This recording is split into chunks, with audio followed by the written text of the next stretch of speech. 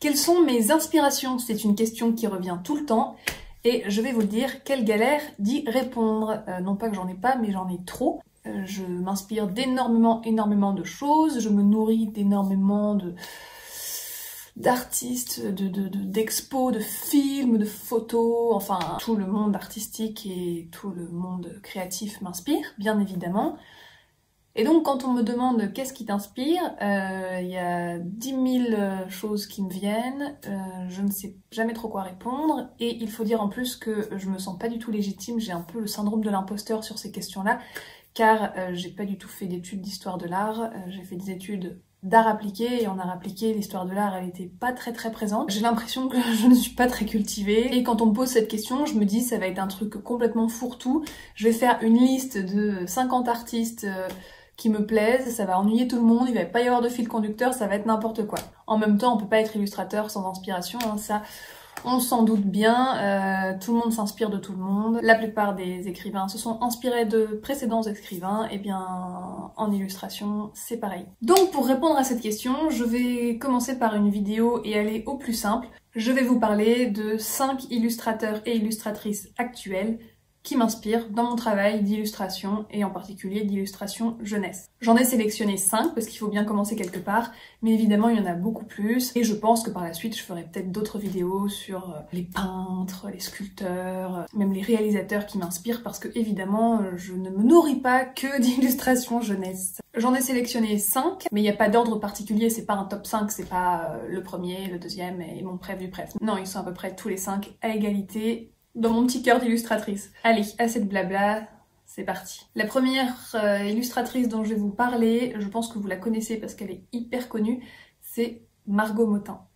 Margot Motin, bon, c'est une référence hein, dans le monde de l'illustration aujourd'hui. Elle est très présente sur les réseaux sociaux, elle a fait plusieurs BD, elle illustre beaucoup pour la presse, pour la publicité. Et je dois avouer que j'aime de plus en plus son travail. Je l'ai connue il y a, je pense, plus d'une dizaine d'années maintenant, quand elle débutait avec son blog.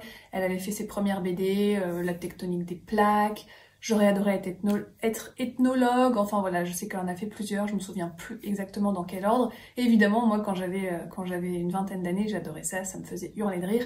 Elle avait déjà beaucoup d'humour. Déjà à l'époque, je trouve qu'elle avait une certaine finesse dans le trait, elle avait une certaine maîtrise des postures, elle travaillait beaucoup la gestuelle de ses personnages, il y avait vraiment une dynamique dans ce qu'elle faisait, une expressivité particulière, tout ça avec un travail de narration qui faisait que ça marchait et ça fonctionnait hyper bien. En plus, elle mettait plein de références mode, donc c'était toujours un plaisir à regarder forcément. Ces personnages sont toujours hyper bien habillés, hyper bien sapés, et il y a le sens du détail à chaque fois sur la chaussure, la petite boucle, ce qui fait qu'on y croyait, c'était toujours un plaisir. Mais je trouve que Margot Motin, là, elle a fait un bond quantique, un saut quantique ces dernières années avec ses 2 dernières BD, Le printemps suivant.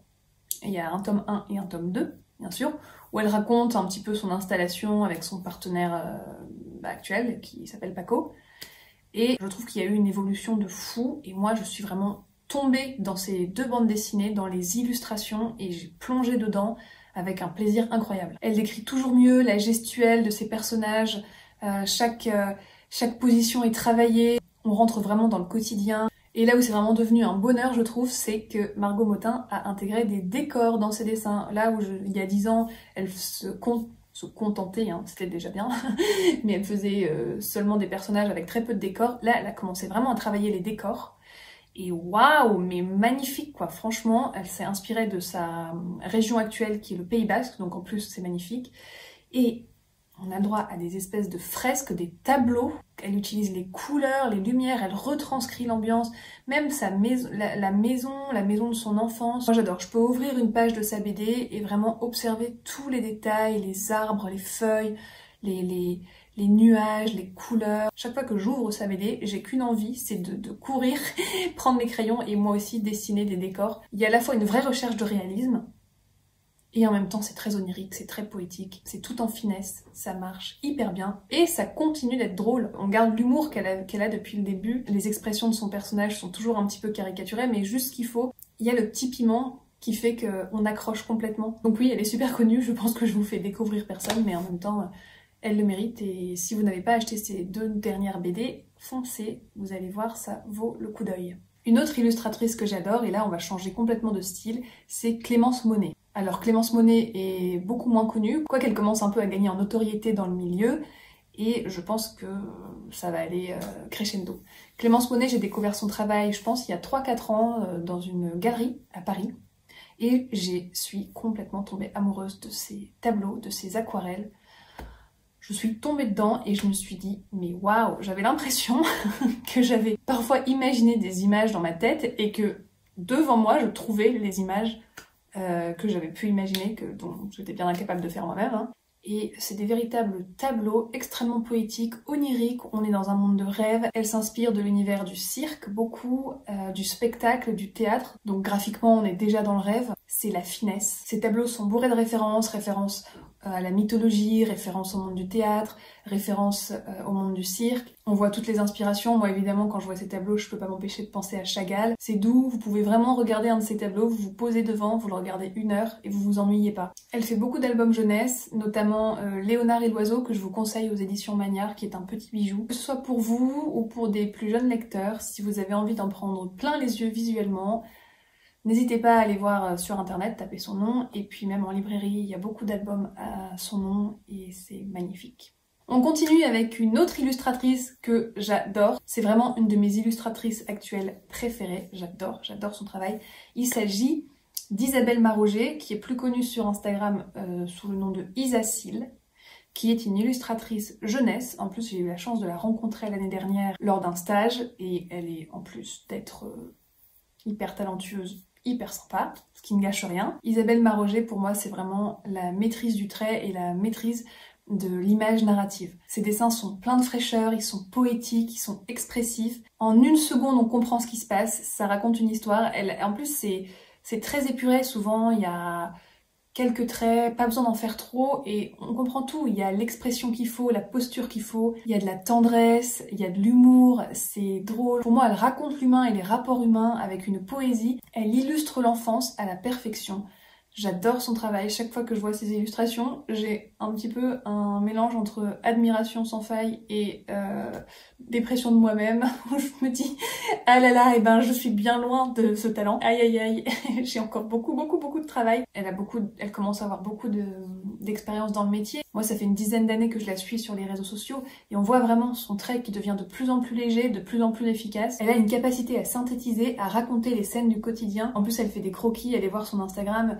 Elle dessine aussi son environnement, son entourage, elle fait des superbes croquis avec des décors, elle fait des petites scènes de vie chaque fois qu'elle se déplace quelque part. On sent à travers ses dessins qu'elle aime les rapports humains, qu'elle aime les histoires, qu'elle aime les liens entre les gens, ça se sent et elle le retranscrit parfaitement. Dans la même veine, toujours pour continuer dans l'illustration jeunesse, un illustrateur que j'aime beaucoup, c'est Laurent Simon, oui, et qui est le grand représentant de la jante masculine pour cette vidéo, puisque c'est vrai que jusqu'ici, je ne vous aurais présenté que des femmes.